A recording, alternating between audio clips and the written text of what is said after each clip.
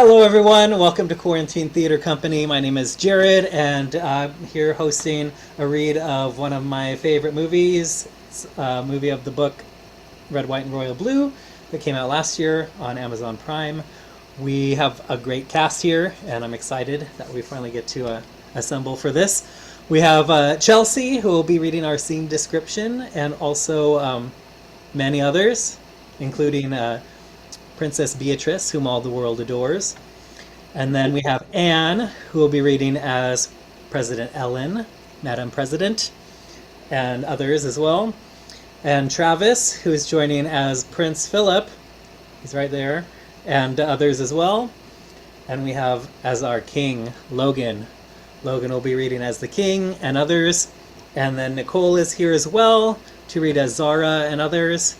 And of course, we have Kevin, who will be reading as Alex Claremont-Diaz, and myself, who will be reading as Prince Henry Fox.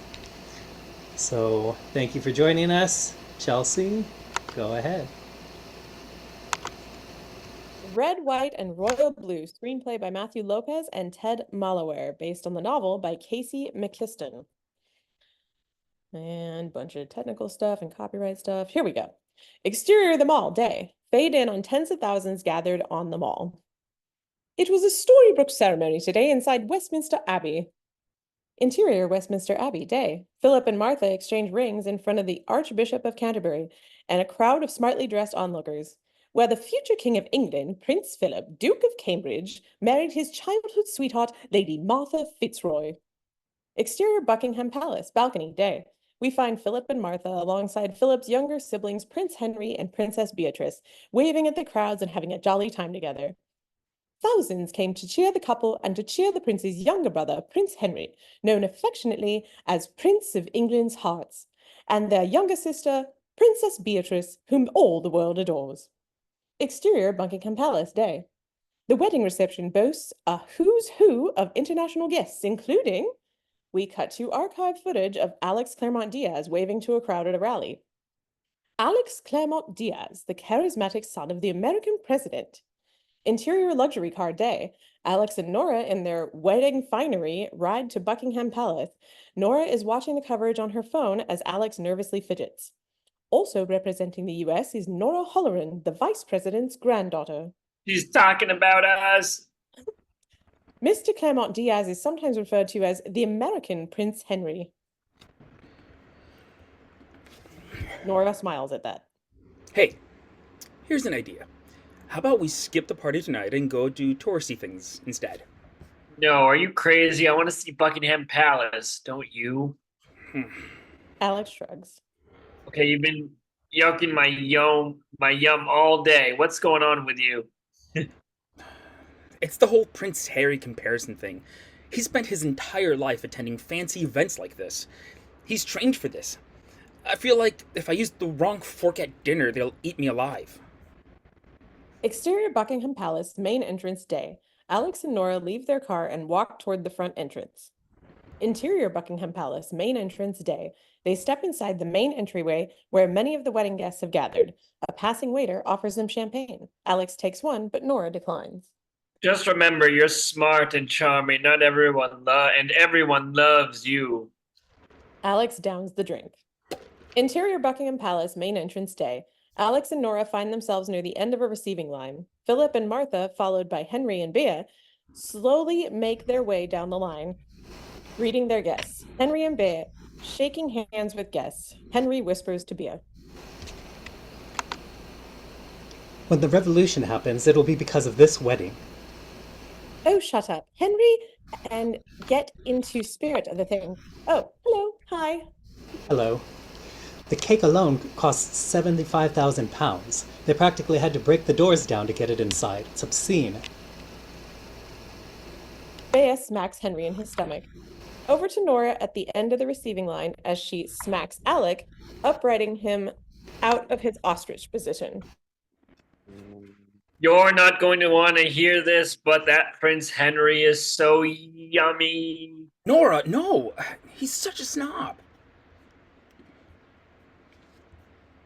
I don't know. If I was going to go for a rich white boy, that is the rich white boy I'd go for. But he's the worst kind of rich white boy, so smug and entitled. He's a prince, Alex. He's literally entitled. Back to Henry and Bea, who are getting closer. Oh, you know what is obscene is how attractive the president's son is. Have you ever met him? Yes, a few times. He's very animated. Back with Alex and Nora. He's the world's rudest person. Then to Henry and Bea, He's the world's most irritating person. and to Alex and Nora. Also, I swear that he's not 6'2". Then Henry and Bea arrive. Bea and Alex greet each other as Henry shakes the hand of an older dignitary. It's wonderful to see you. Bea excitedly greets Nora. I've heard so much about you. You're sticking with me tonight. Come on. And with that, Bea pulls Nora away. Now it's Alex's turn to be greeted by Henry. Alex nods politely, How's it going? but Henry walks on, totally ignoring him. Close on Alex, shocked at the snub. Alex shakes his head and makes his way inside, alone. Interior Buckingham Palace ballroom day. Alex sips his drink, watching the other guests from afar. He re-enters the ballroom, swiping a scotch from the bar that was meant for another guest. Alex navigates the guests and sinks back into the sofa, scanning the party. His eyes land on Prince Henry standing by himself next to the enormous wedding cake. Alex takes a swig and walks in Henry's direction. Interior Buckingham Palace, ballroom day. Alex approaches with his drink still in his mitts. Henry, what's up? Long time no see. Alex, Hello, wedding man. I'm glad you're enjoying yourself. Oh, who doesn't love a little Mozart? Actually, it's Schubert. Alex places his drink on the cake table and leans on it. Angle on top of cake looming above the room. It wobbles slightly from the impact of Alex's body. Although, you gotta wonder how many families you could feed with what this cake cost. Probably not as many as if we put your shoes on auction. Rude. Alex grabs his drink again, accidentally grazing the side of the cake, pulling back a big handful of frosting. He tries to lick, then wipe it off, and finally decides to just go with it. Tell me something, Your Majesty. Yes, Alex. Did your parents send you to snobbery school, or does looking down on people just come naturally to you? Well, in your case, I would say it's rather inevitable. We are the same height. If you say so, Alex. Great to see you. You too, Your Majesty. It's your Royal Highness. Your Majesty is reserved for the King. Oh, thank you for the etiquette lesson. You are desperately in need of one. Henry turns to leave when You know what? Alex grabs his shoulder, accidentally getting icing all over Henry's tuxedo. Henry and Alex look at the mess simultaneously. Then I am so sorry. Alex hands Henry his glass so he can wipe off the mess, but he only makes it worse. Henry shoves the glass back at Alex, spilling the booze all over Alex. Henry then takes a handkerchief out and begins wiping down his filthy lapel. Here, let me... Alex hands the glass back to Henry again and grabs the handkerchief from him to wipe. Henry grabs it back and they begin to tussle over it and the cleaning until Henry finally has had enough and shoves Alex away, causing Alex, drunk and off balance, to fall backward toward the wedding cake. Eyes wide with panic, he reaches for Henry to catch himself, which ends up pulling Henry toward him. Wide shot, the wedding in full swing, at the top of the frame, Alex and Henry falling toward the cake. Slow motion, Alex and Henry topple toward the cake. Slow motion, the wedding guests turn their attention toward the imminent disaster. Chief among them are the bride and groom. Slow motion, Nora turns her head in Alex and Henry's direction. The look on her face, oh shit. Slow motion, Alex and Henry land on the cake table, sending the massive confection toppling over. Then back to normal speed as they land on the floor in an avalanche of white buttercream. Prince Philip, furious. Henry! Alex and Henry share a look. They slip in the frosting as they try and get up. Then, from amongst the guests, a waiter takes out his phone and starts taking pictures. Back to Alex and Henry as they emerge from the mess. Henry gets to his knees and flicks icing and cake from his hands. Image freezes and we catch a doozy of a candid photo of the two on the ground covered in cake as we... Opening titles. Saul Base style animated credits detailing the British tabloid news coverage of the fiasco. We also use the titles as a way of introducing each of the characters in the story, delineating between the Americans and the Brits. Then, interior White House Oval Office Day. Wide shot of Alex sitting in the middle of a storied room. In a chair beside him sits Zahra Bankston, 40s, non-white, the White House Deputy Chief of Staff, and before him stood behind the resolute desk is President Eileen Claremont, 55, white, a compact and iron-nerved Texan who presently does not look at all happy. Silence for a moment as she stares at him as if trying to decide whether or not she could get away with killing him. Then, Darling, you have done some pretty stupid things in your day, but this? Takes the cake. Did you hear that? Zahra, he's opening with a joke. It's the correspondence dinner next year. I'd be down. No, I sent you to London with some pretty simple instructions. Represent this family at the royal wedding and don't cause an international incident. Henry shoved me. An urge I currently share with the prince. We have spent the last 3 years negotiating a new trade deal with His Majesty's government. thousands of hours, gallons of tea. Before this weekend, I had a high approval rating than the Prime Minister. Hell, I was out polling the Spice Girls. And overnight, you've managed to undo all that. Ma, by next week, no one will be talking about this anymore. And really, no reasonable person is going to even pay attention to that article. Zahra starts a video on her iPad showing it to Alex. On the iPad, we find the UK Prime Minister at their podium at the 10 Downing briefing room. British people deserve better from our closet ally than this juvenile stunt, and it certainly casts a pall over our negotiations. Back in the room, Zahra closes her iPad. Alex looks up at his mother. I'm on the ballot again in 14 months, and I need the farm and exports and the manufacturing jobs that this deal provides to take the Midwest. To take the Midwest voters. I'd argue you don't actually need the Midwest, and there's a path to re-election without the you don't want to hear from me today. What I need from you, sunshine of my heart, is some good old-fashioned damage control. Zahra will explain everything. As Ellen is in the doorway to leave. I'm really sorry, Mom. I know you are, baby. That's why I need you to fix it. And with that, Ellen leaves. Once Alex and Zahra are alone, she starts whacking him with a couch cushion. Ah, Oh, Zahra! After a brief scuffle, flying back to London tonight What? Why?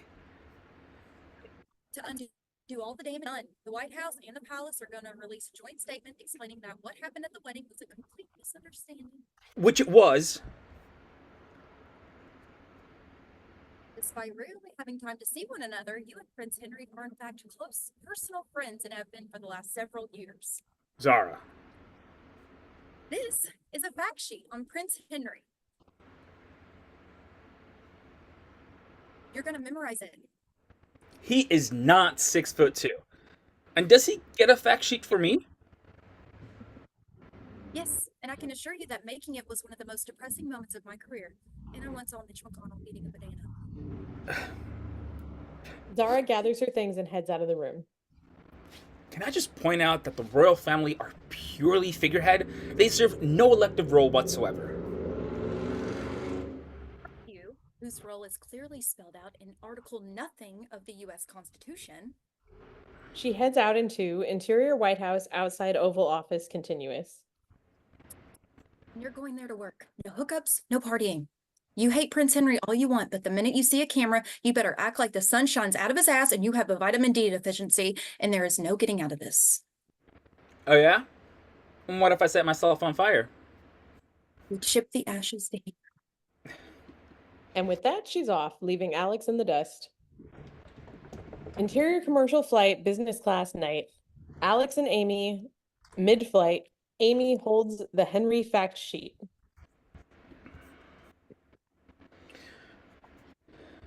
Mother, Her Royal Highness Princess Catherine, Duchess of Edinburgh, firstborn child of His Majesty King James III.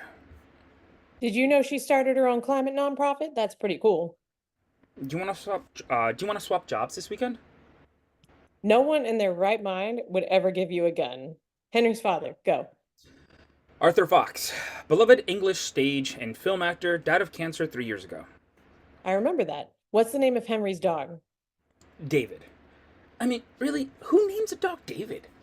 You know I have a Shih Tzu named Jonathan. Yeah, I still maintain that's weird. That's my son you're talking about? He is super cute. He is. You want to see some pictures? Yeah, 100%. Oh, yeah. We see vignettes of London captured on Alex's phone, the Tower of London, Big Ben, South Bank, the likes, follows, and comments going through the roof on his socials. Exterior Kensington Palace Day. The Land Rover comes to a stop in front of the palace. A palace attendant opens the door for Alex to step out. Alex looks around at the grounds, lush and green. The stables are elaborate and elegant. He's slightly awed by it all. The tall South Asian man in an impeccably tailored suit approaches. He is Sean Srivastava. Mr. Claremont-Diaz, welcome to Kensington Palace. Jarod Srivastava, Prince Henry's equerry. Alex throws his arms around Sean. Oh, nice to meet you, Sean. I didn't expect to be back in England so soon. No one is more mystified than I. So, what exactly is an equerry? Do you handle the horses? I am His Royal Highness's personal attendant. So you're the butler. Not the butler, I am the equerry. And back we go to my original question. What is an equerry? Me. He buttles. The sound of a sports car approaching. A vintage Jaguar comes rolling through the gates. Henry at the wheel wearing sunglasses and an impeccable suit. Here comes His Royal Highness now. Henry brings the car to a stop right in front of Alex. Got to be joking. Henry gets out, giving his shirt cuffs a good hug as he goes. Alex, it's good to see you. Sober. One of our photographers would like to take some pictures of His Royal Highness welcoming you. When I get to shower and change first? They were on a very tight schedule, sir. Oh, wouldn't want to screw up the schedule. Must stand to the right of His Royal Highness. Yeah, protocol, or is that just his good side? Shall we do this? Yes. And with that, Alex moves over to Henry's right. Sean begins to direct them and the photographer. Alex and Henry pose for photos, hands clenched in what's meant to be a handshake. Through clenched teeth. My NDA is bigger than yours. I want you to know that. You're wearing lifts. I know that too, sweetheart. Photographer gets a juicy photo of Alex's shocked reaction. Are we finished here? Yes, Your Royal Highness. Henry walks away with Sean and the rest of his team following. Push in on Alex. This won't be fun. Dick. Interior posh hotel suite day. Alex and Henry sit next to each other on a sofa. Alex once again to Henry's right, camera left. Several royal attendants scurry about making last-minute adjustments to Henry's hair. Alex runs his fingers through his own hair. Hey, Sean, you think maybe I could get a little... You're fine. Thank you. The attendants walk away. Henry hands Sean his phone. Thank you, Sean. Whenever you're ready. Then, roughly cutting as Alex and Henry give back-to-back interviews, the interviewer keeps changing, but it all gets sewn together into a single coherent interview. At first, they're sitting as far from each other as possible when... Can you two scooch a little closer together? Reluctantly, they do. Now, you have been mates since you met at the Melbourne Climate Conference several years back, is that correct? Yes, we hit it off instantly. Like we'd known each other all our lives. Right? Yep. Then, with interviewer 2, Wonderful. So, Alex, what do you think of jolly old England? I really love it here. I've been a few times since my mom was elected. I love the people, the beer, the dogs that wear the sweaters. Well, actually, here we say jumpers.